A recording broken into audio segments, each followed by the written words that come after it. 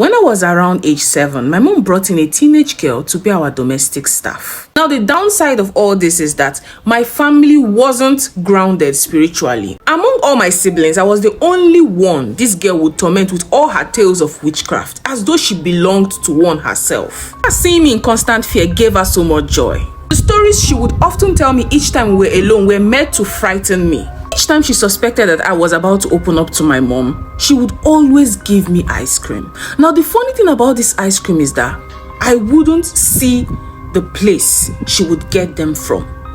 And I was very sure that ice cream was not familiar with where we lived. It's the way I refer to ice cream as a human being, but you get the point. During that period, the ice cream was everything I ever needed. Now, one period, we went over to my grandparents' house. While my mom went out to make her hair, I was alone in my grandmom's room. This lady creeped in, or this domestic staff of ours back then, creeped into the room as though she knew I was in that room.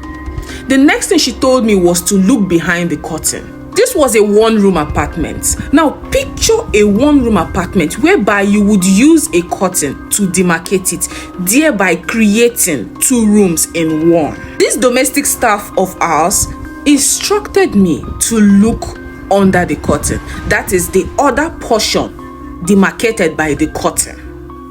And now this curtain was halfway. It didn't get to the ground completely. Keep in mind, this domestic staff of ours was a Calabar girl. Now, this is what I saw under the curtain.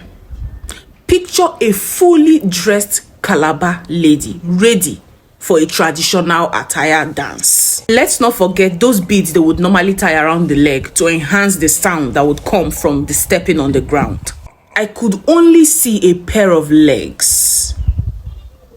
A pair of legs without the rest of the body. Immediately I ran away from the room. She was there. She found it fun.